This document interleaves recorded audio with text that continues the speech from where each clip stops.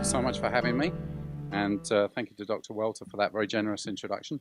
Ladies and gentlemen, good afternoon. There aren't enough seats for all of you, but hopefully some of you can squeeze in. Do come in if you can. It's a great pleasure to be here today to talk about my research in front of such an informed and attentive audience. And it's always nice to be back in Arizona before it gets too hot. Before I go too much further, I'd like to say that I'm very happy to acknowledge the support of the Social Sciences and Humanities Research Council of Canada for this research. SHRC, as they are known in Canada, always likes to be acknowledged. So I have done so. I have a witness who can report that I've done that. So I'm going to talk to you today about one aspect of my research on the religious and cultural aspects of tea in China pre-1800. So some of you might know this book that came out in 2015, but if you haven't read it, don't worry about it. Just bear with me a moment as I try to position today's talk within the larger project. So this slide gives you a rough timeline of the larger project on tea and roughly where today's material fits into it. So when I first began this project on the history of tea many years ago now, it had a central thesis that the move away from consuming alcohol towards consuming tea was a major shift in Chinese history, and that religious ideas, individuals and institutions, mostly Buddhist ones, but also Taoist ones too, played a significant role in that shift. And there's a fair amount of evidence in the contemporary sources that supports this thesis. So the first of these is a mid-Tang dynasty account of the rapid rise in tea drinking, attributing the spread of the custom to a specific monk called Zhang the Demon Queller, who is a real historical figure despite his rather picturesque name. And I want you to note the particular qualities of tea highlighted here, that it reduces the need for sleep and supplies the necessary energy for prolonged periods of meditation. As we'll see, a good deal of the Buddhist promotion of tea was to do with these practical benefits, combined with offering a viable alternative to alcohol. So the second piece of evidence that I want to show you is a text called A Discussion Between Tea and Alcohol, which survives only in a couple of manuscript versions found at Dunhuang. And this is one of the manuscripts that you see here. And I'm going to give you just a very brief excerpt from this text, which will allow you to appreciate perhaps the liveliness of the competition between Mr. Tea and Mr. Alcohol. So note, please, the multiple roles that Buddhism plays for Mr. Tea. Tea is a precious substance prized by senior monks who drink tea as they debate aspects of Buddhist doctrine because it clears away their dullness and weariness. Tea is also an appropriate offering for Buddhas and Bodhisattvas.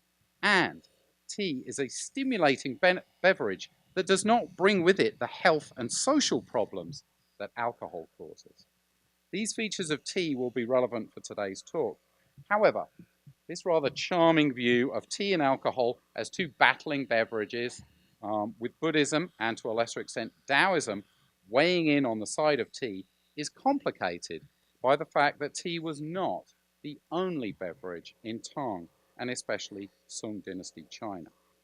In short, it has become increasingly clear that beverage culture in pre-modern China was a good deal more diverse than we'd imagine. So, to do justice to the story of tea, we need to look not just at Mr. Tea's opponent, Mr. Alcohol, but also to some of his closer relatives, to other drinks that might be consumed by monks and other religious practitioners in order to clear away mental dullness and physical weariness. So what I want to do today then is to give a better account of this crucial phase in beverage history, which unfolded over about 450 years from around 750 Common Era to around 1200. Now, most of the evidence that I'm going to present today is located in a variety of textual sources: anecdotal collections, materia medica, the rules and regulations of Chinese monastic Buddhism, and poetry. I will note some evidence from art history and archaeology only in passing today, and no doubt there's much more than I could really cover on that front. And why are we doing this today? Well, appreciating how and why tea and other beverages were consumed is important for medical history and urban history, as well as for the cultural and religious history of China.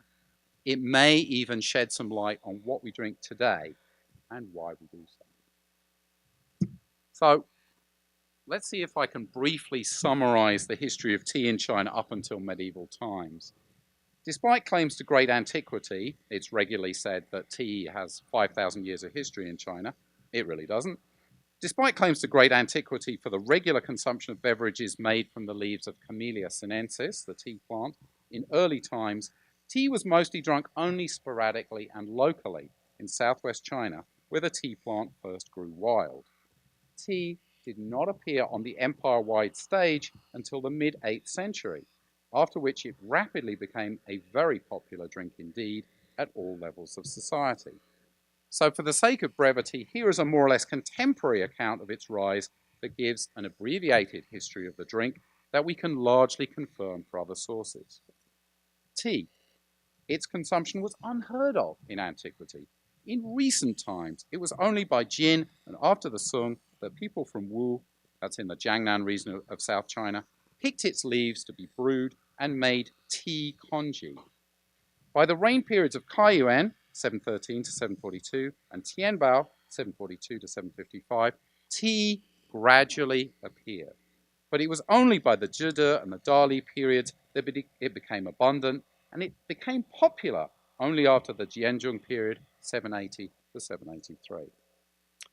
So this statement is typical of the mass of textual evidence from the 8th and 9th centuries that attests to the rapid adoption of tea drinking throughout the Tang Empire, where previously tea had been confined largely to the south. You will see that tea congee, that is rice porridge made with the addition of tea liquor, is specifically noted in this passage. So this was a food that was often recommended by medical writers of the Tang Dynasty and later. It was frequently associated with monks and recluses, and this evidence shows that tea was regarded not just as a drink, but as a medicine too. Now, to make sense of some of the material in this talk, you'll need to know that methods of tea preparation and consumption as a drink have changed over time. Crudely speaking, the process of making tea has evolved from boiling fresh leaves in water, as seems to have been done in earliest times. Here I've put Warring States period in with a question mark after it, because we really don't know what the earliest tea drinking was in China. But we know that it probably just involved picking the leaves off the branches of the tea bush and boiling them in water. To boiling processed tea leaves in cake or loose form, roughly the Han Dynasty through the Tang. And during the Tang, dry tea leaves were pressed into molds to form cakes that were then roasted and ground before being simmered in water, sometimes along with other ingredients such as citrus peel and ginger. The result would be a milky-looking liquid with a foamy head that was much prized by connoisseurs. In Sung times, cake tea was ground to a very fine powder, like Japanese matcha, if you know that kind of tea, to which a thin stream of very hot boiled water was added, and the mixture then whisked to a froth. And it's only from Ming times onwards that loose tea was steeped in boiling water in teapots in a way that is familiar to us today. And I can actually illustrate that so you can see what I mean. So a cup of tea was by no means a stable thing. It looked, smelled, and tasted quite different depending on when and where it was made. And these are just methods of making tea as a recreational beverage. It continues to be used medicinally in soups and congees as well. As with any medicinal substance, there may be side effects and contraindications for the consumption of tea. While today green tea is universally lauded for its antioxidant and other health-giving properties, in medieval China, the beverage was not always uncritically endorsed by experts. An anecdotal collection, New Tales of the Great Tang, informs us that the official Wu Jiong, right rectifier of omissions is his official title. That just means he was an important person. Wrote a preface against the drinking of tea sometime during the Kaiyuan period, so roughly first half of the 8th century. Although the work sadly no longer survives, an abstract survives, which begins thus. Tea cleans out what is stagnant or blocked up, but the benefit only lasts a single day and is only temporary. It weakens the qi and violates the essence, so that the accumulation of harm to the body is indeed great. If people obtain any improvement in their health, they attribute it to the power of tea. But if there is some misfortune, they don't say that it's the fault of the tea. Isn't it the case that when good fortune is close at hand, it is easy to realize it, but when ill fortune is far off, it is hard to see it? It's a shame that the rest of the text hasn't been preserved, because he started on a very strong note there. And this is by no means an outlying opinion. In the discussion of tea and alcohol, which I introduced to you earlier, Mr. Alcohol actually makes a similar claim about the dangers of tea drinking. To drink tea is only to get a backache. If one drinks too much, one will be sick in the stomach. If one drinks 10 cups in a single day, one's intestines will be like a drum. If one were to drink it for 3 years, one would certainly be repaid with the appearance of a frog with abdominal dropsy. This is very serious stuff. At first I thought he was just kind of waxing rhetorical there, but the symptoms that he's describing here are not actually entirely fanciful, since excessive consumption of green tea may cause anemia, calcium deficiency, and an increase of acidity in the stomach with visible results. So you may actually end up with a stomach that feels like a drum, and if you keep drinking the tea and it weakens your bones, you may actually end up looking like a frog with abdominal dropsy. Passages like this show that there was an awareness of the health aspects of tea drinking beyond the more specialized medical literature. These are by no means the only texts to caution against drinking tea to excess, but they will serve as a good counterpoint to what I'm talking about today. The place of tea alongside other health and wellness promoting beverages in the Buddhist world. Today, as well as tea, I'm going to discuss a class of hot drinks that I'm going to refer to as decoctions. Now, this term is not precisely correct in all cases, since not all of their ingredients are actually decocted, but I think the word gives something of the flavor of how these herbal drinks and tonics were made and how they were regarded. So I'm going to try and pay attention to the following questions in my discussion. What was in them? Where were they served? When were they served? And who drank them? So we'll come back to decoctions in a minute, but those are the kinds of questions I want to ask about it. In my larger project, I attempt to highlight the vital importance of Chinese Buddhist monasteries in the development of East Asian tea culture. Apart from growing and processing tea on monastery land, monasteries were important sites in the development of modes of tea consumption. But of course, I'm hardly the first person to have noticed this. The great Japanese scholar monk Mujaku Dorchu, who lived 1653 to 1745, long ago noted the significant role played by Buddhist monasteries in the development of tea culture. His lexicon of Zen monastic terminology, Notes on the Utensils for Zen Monasteries, contains an important entry on tea ritual or tea ceremony.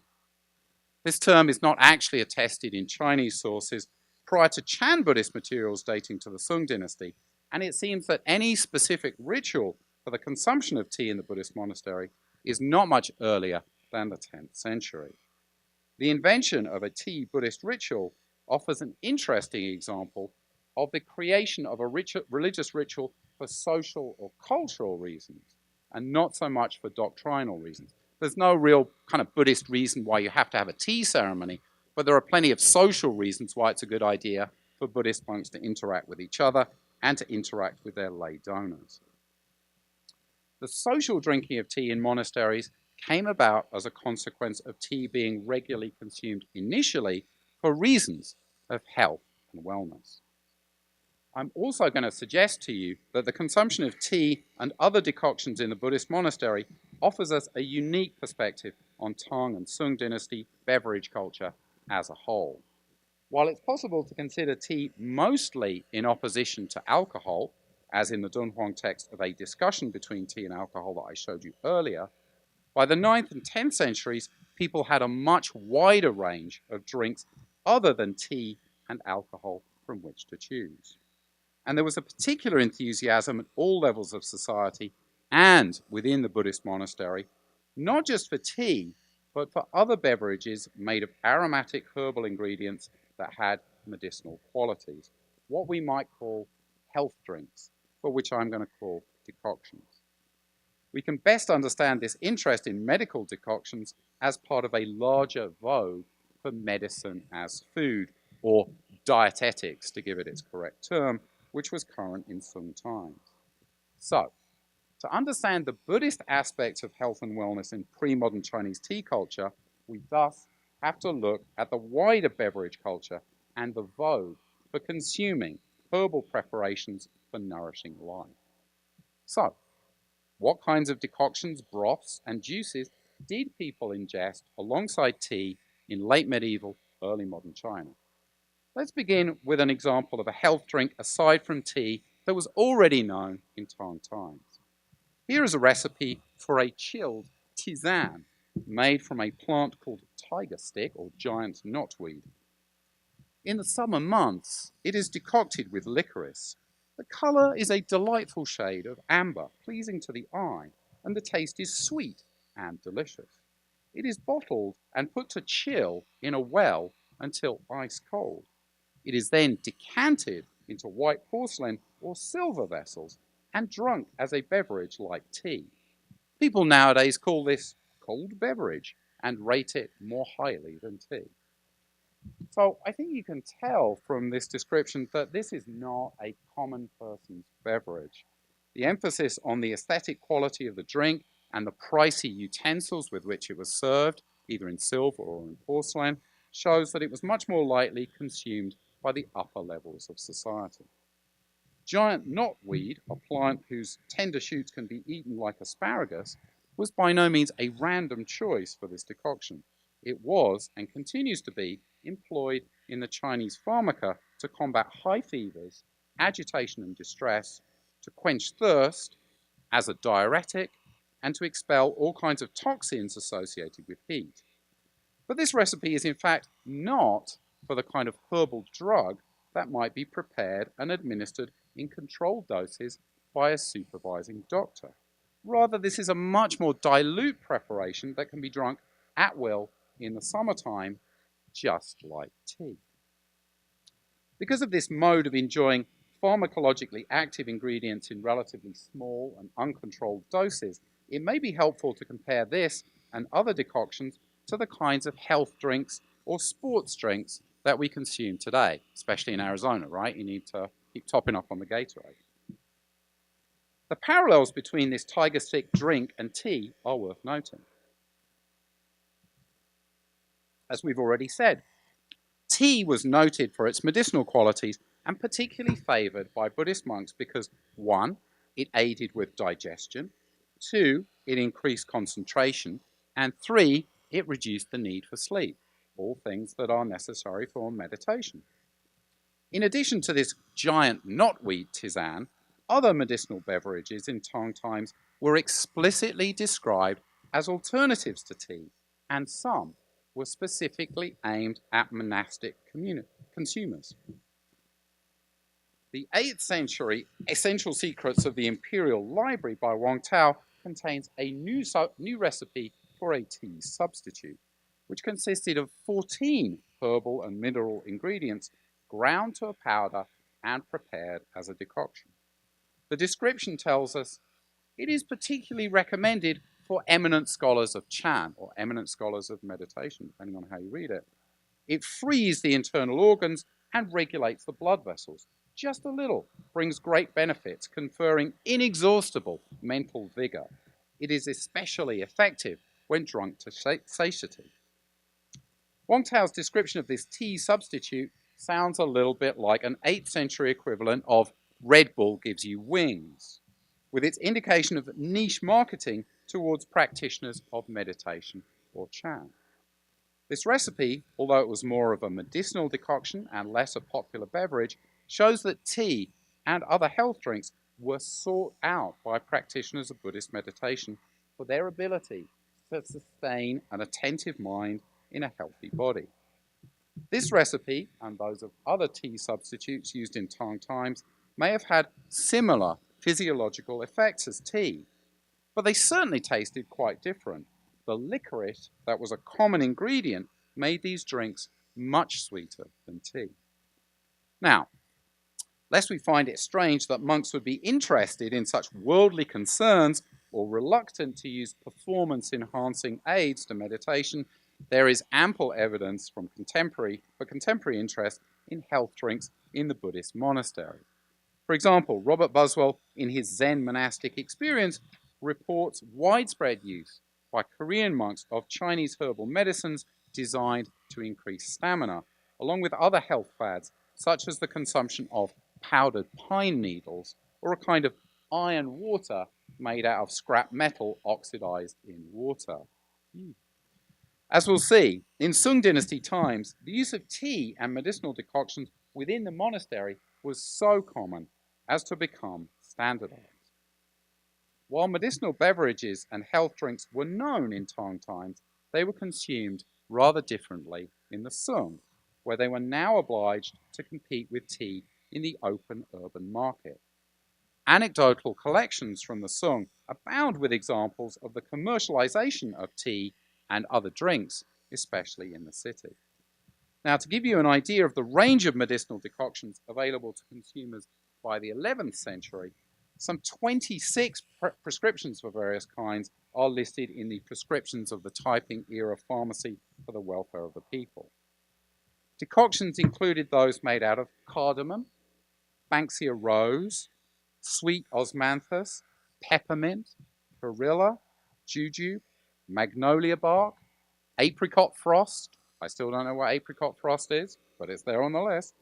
Fresh ginger, black cardamom, and fennel, as well as decoctions with descriptive names like breaking chi or 5 flavors.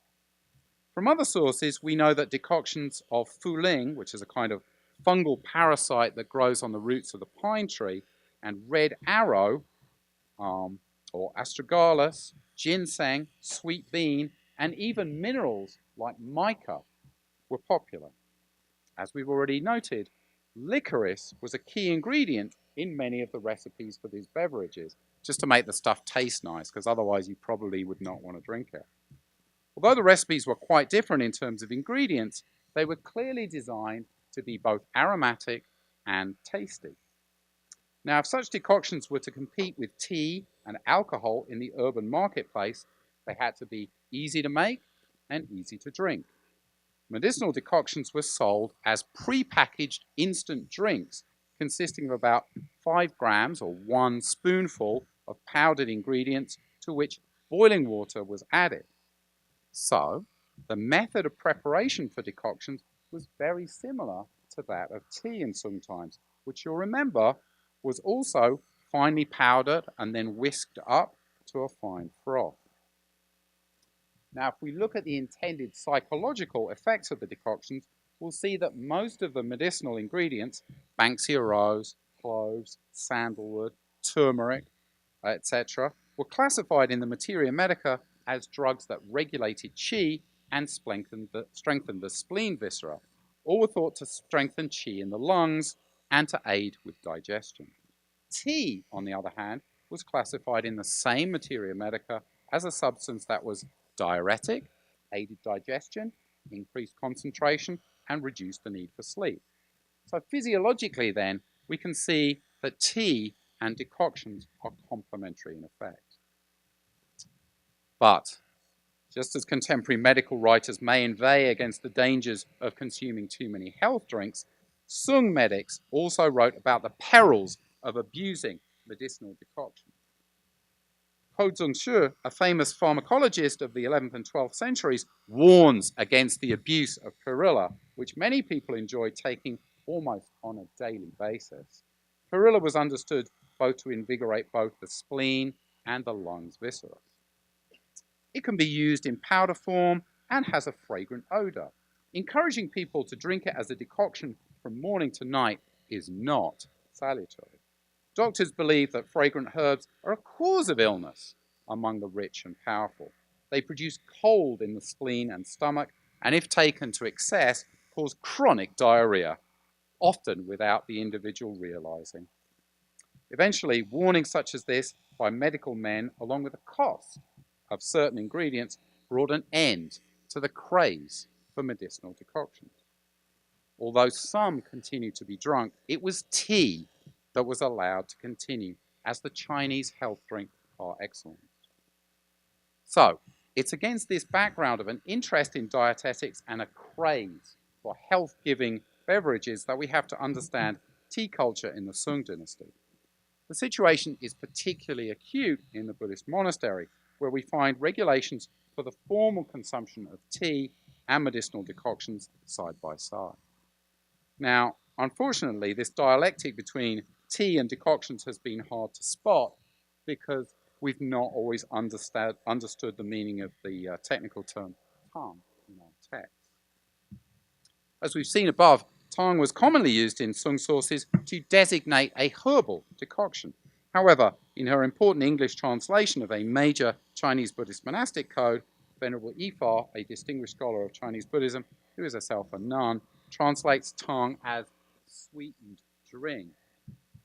In doing so, she follows a precedent, which is the Tang monk's I Ching's travel diary recording Indian monastic customs of offering honey, ghee, and the 8 syrups. But in fact, sweetened drink is not even an accurate translation for that context, because not all of these Indian syrups are in fact sweet in taste. In any case, as we've seen, at the time these monastic regulations were composed, tang clearly referred to medicinal decoctions. And there was a prescribed monastic ritual for the serving and drinking of those decoctions, just as there was for tea. Sung monastic institutions were acutely aware of the patronage games that they were obliged to pay with state and local elites. The attention devoted to hosting literati by abbots using tea offers a practical example of how that awareness played out. But the insistence on correct etiquette and decorum in the serving of tea and medicinal decoctions permeated even relationships within the monastery among monks. So, for example, when a wandering monk arrived at a Chan monastery for a temporary visit, he was required to present himself at the office of the chief monk first. The chief monk would receive him and offer him tea. According to the monastic regulations, the traveling monastic should present his official monastic certificate, and the chief monk would respond by apologizing to the traveling monastic for any lack of hospitality. The regulations note explicitly that no decoction was to be served to the wandering monk at this time. Rather, the chief monk should simply show the visitor to the monk's hall, arrange a space for him based on his level of seniority.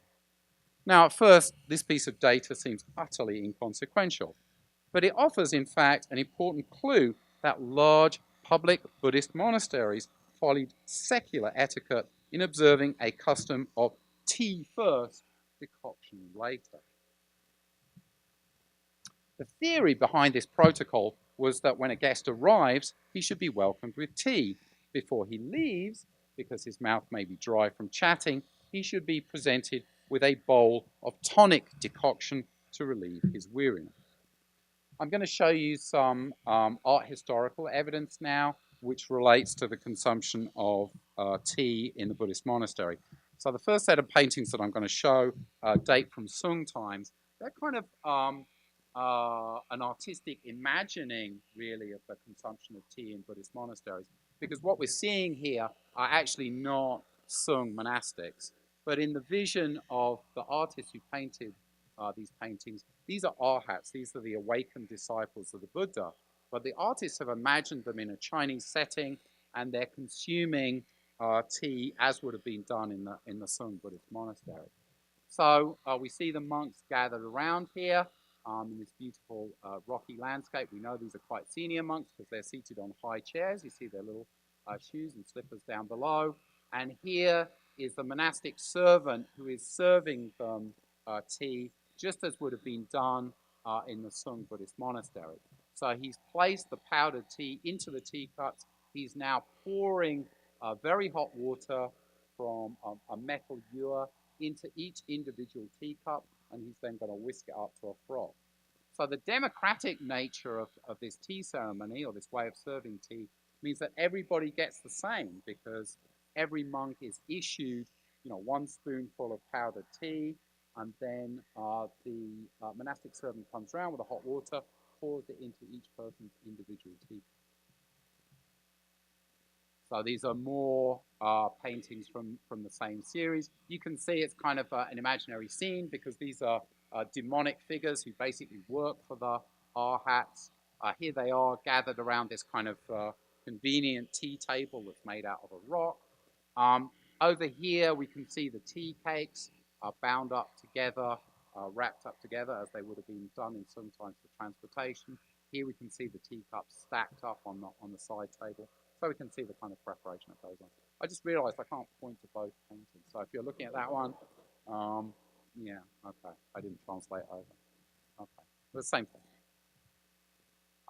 Okay, so in this scene, we see the monastic servant gathering the water here from a mountain stream. So there's a lot of discussion in the literature of tea connoisseurship about the best kind of water for making tea. And in fact, it turns out that the best kind of water for making tea is the kind that you gather from the middle of a fast-flowing mountain stream, right? So not dirty, not polluted, very fresh, kind of highly oxygenated water. So here you can see the monks or the Arhats gathering. This scene down here is very interesting to tea historians like me. It doesn't reproduce particularly well, but you can see these two demonic figures who are engaged in crushing the tea cakes. So he has a roller here and he's crushing the tea cakes. And if you saw this properly reproduced in high definition, you'd be able to see that he has a tea whisk here, that this figure here is tending the brazier on which the water is going to be heated. He has all the accoutrements that would have been used for a Sung dynasty tea ceremony. So this is the kind of art historical evidence that we have for knowing what went on inside the Sung monastery in terms of the serving and preparation of tea. These paintings were actually made for a Buddhist monastery in Ningbo, so they would have actually hung in the monks' hall. So we like to imagine the monks being served their tea in the monks' hall would have been able to look up at these images of Arhats, awakened disciples of the Buddha, and they're going through the same kind of experience. So it creates a kind of community. I'm going to show you a couple of examples. The reproduction on the next image is even worse. These paintings are actually in quite good condition. It's just the reproduction that's poor. The next painting is a Tang Dynasty painting, allegedly, and the actual painting itself is in terrible condition. This just shows you the three paintings that I just showed you as an assemblage, so you can see the kind of stages that go on here in the gathering to consume tea, the preparation of tea, and the consumption of tea. So this is allegedly a Tang Dynasty painting. It probably isn't. It's supposed to be a 7th century painting. It's probably a lot later than that.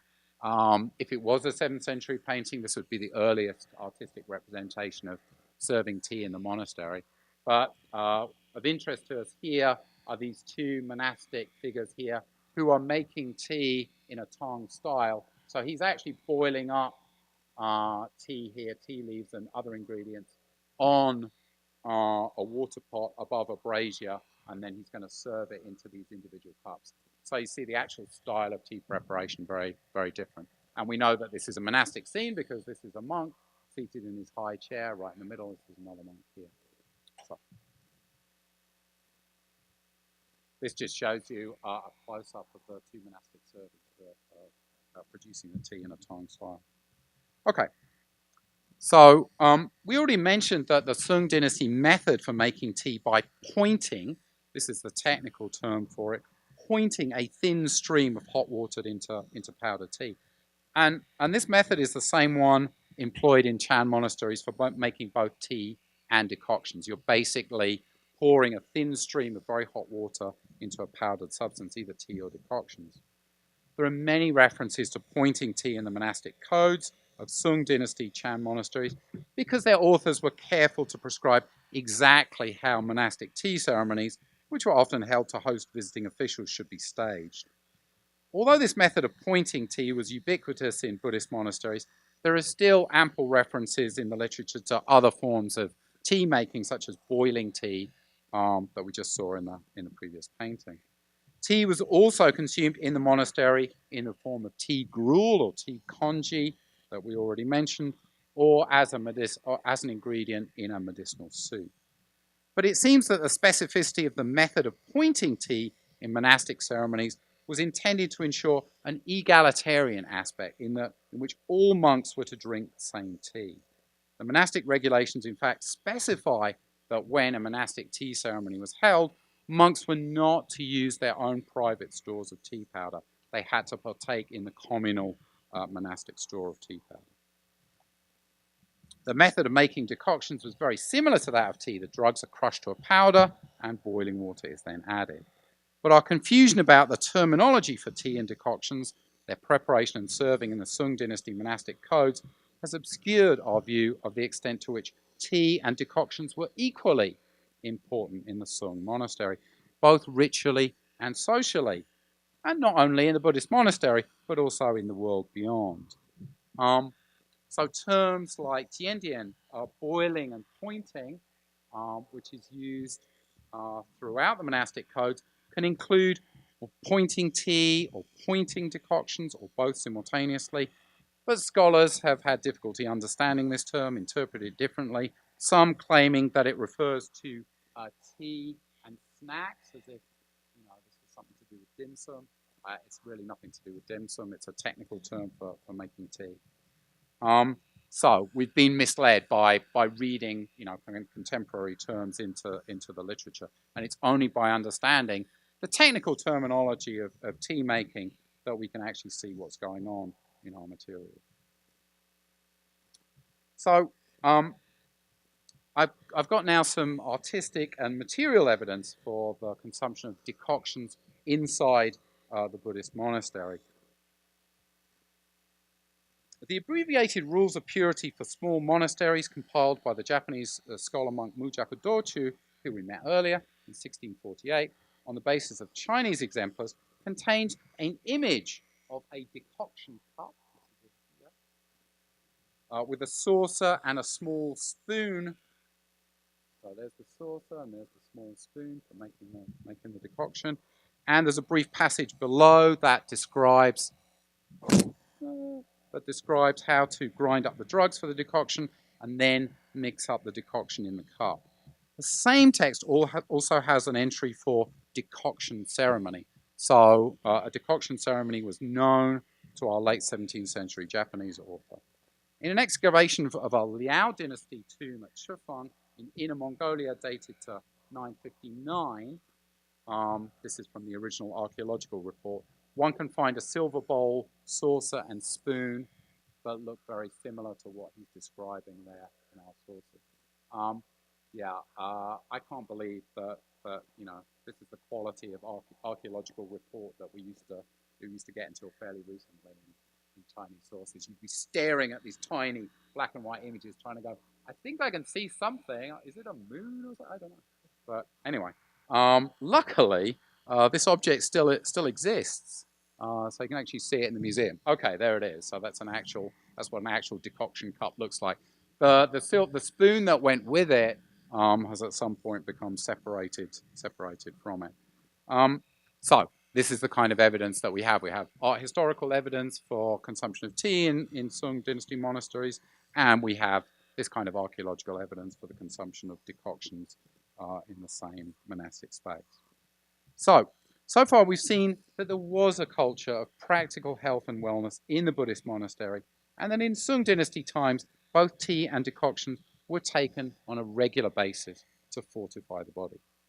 However, practicality was not the only concern in descriptions of health and wellness. If we turn to poetry, for example, we will see that tea is often attributed with the ability to extend life or to transform the body in ways that have more in common with Taoist elixirs. So this is a very famous tea pime in the shape of a Buddhist pagoda, at least the Chinese is. I can never get my English translation to go in the shape of a pagoda. That's a Buddhist pagoda on the right, just to show you what one looks like. But in tea poetry, we can catch a glimpse of the cultural synergy created by literati, poets, and monastics, gathering to share and construct new standards of connoisseurship and creativity, as well as to develop new themes and imagery. Questions about how tea was to be drunk, how it was to be appreciated, and its range of symbolic meanings were often worked out or elaborated on in verse. In fact, in Tang times, a sizable amount of tea's value was expressed in verse, using religious terminology or imagery. Tang poets addressed a range of topics in their verses on tea. Surviving poems describe the color, aroma, and taste of the beverage, methods for preparing tea, the shape of teaware, settings for drinking tea, and an appreciation of the various aesthetic, medicinal, and psychoactive properties of the beverage. So this is an example of the kind of thing I'm talking about, a tea poem in the shape of a pagoda, and you'll see, some of the themes that we talked about already here. Tea as a beverage for poets and for monks, the color, aroma of tea, beauty of its preparation, and tea as something that keeps you alert, unlike alcohol. Li Hua's poem, Monastery of Cloud Mother Springs, on the other hand, makes claims about tea as an elixir with the potential to bring longevity and health. This is actually a Sung Dynasty tea bowl and a Tang Dynasty verse. This is the kind of thing that matters to me, but probably doesn't matter to you. I think they go together quite well. Glossy medicinal herbs growing in luxuriant meadows. Their qi soaks into the teacups and emits a pleasant fragrance. Drinking this sap makes you live a long time. Consuming it harmonizes the body. So we can see here, basically, in poetry, in very short verse, the kinds of hopes and aspirations that were brought to bear on tea as a substance, having this kind of transformative property that isn't just to do with the kind of practical benefits of, well, it helps with digestion, it keeps you awake, it's a diuretic, those kinds of things. Here, there's obviously, it's pointing to more kind of spiritual realms. This poem is interesting not only in its own right, but also because it has a very long preface that tells us more, not just about the tea itself, but about the water with which it was made. Mount Mystery Stone, west of Dungting Lake, is commonly called Black Mountain. South of the mountain is a Buddhist monastery. The monastery leans up against a pine-covered peak, and below it there is Cloud Mother Spring. The spring emerges from a rock, runs in a stream, and divides into branches that flow all around the courtyards and buildings. It comes out like milk, and by the end of the stream, it is like a pure sap. Boiling tea, soaking and steaming grains, watering the garden, or rinsing the teeth, all of these things it is used for. It will not overflow when there is a flood, nor become exhausted when there is a drought. From Black Mountain, northwest to Stonegate and southeast to East Mound, is a circumference of 25 li. The entire area produces mica, the mineral mica, that kind of shiny stuff. Walls, steps, and paths all glisten like arrayed stars. The wellspring and the valley stream are both pure white in color. Many of the people attain long life and do not suffer from any illnesses of the stomach or from scabies.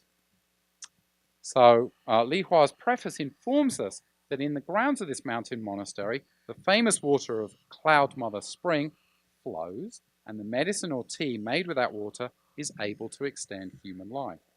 Cloud Mother was a Tang term for the mineral mica, so the tea plants were nourished by mineral-rich spring water containing traces of mica. Mica, like limestone stalactite, another mineral found in mountain spring water used for tea, was commonly used in long-life elixir recipes in Tang times. The spring water used to make the tea was seen to be endowed with numerous positive qualities. An interest in tea thus stimulated an interest in the properties of various kinds of water with which it might be made, and these were woven into monastic discourses about the body and how best to nurture it. I'm just going to go back to our Sung Dynasty Arhat paintings. So I hope I've shown today the value of looking at a multiplicity of sources side by side to explore Buddhist aspects of health and wellness with regard to tea.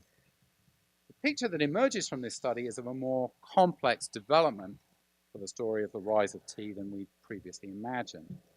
What have we learned from this? We need to pay attention to multiple sources from different genres in order to build up a picture of a culture or to follow the story of a commodity. The story of tea and medicinal decoctions needs to be traced across materia medica, occasional prose, anecdotal collections, gazetteers, Taoist encyclopedias, Buddhist monastic regulations, as well as poetry. And in particular, we need to read our sources against all the other evidence, including art historical and archaeological. We will go astray if we try to understand Buddhist texts using only other Buddhist texts to guide us. For Buddhists, the benefits of tea were mostly practical. It cheers from depression, it clears the mind, sustains the body, and assists with digestion. All of these were important, if not fundamental, to monastic practice, especially the practice of meditation. Also, tea wasn't alcohol, so it avoided the Buddhist prohibition on intoxicating substances. But there were also more spiritual concerns woven in with the practical ones. Understanding how and why people consumed certain substances is very important for understanding social and cultural history. And I hope I've shown today that the history of China's national beverage is intertwined with the stories of other substances in interesting and maybe unexpected ways. Thank you all very much for your kind attention.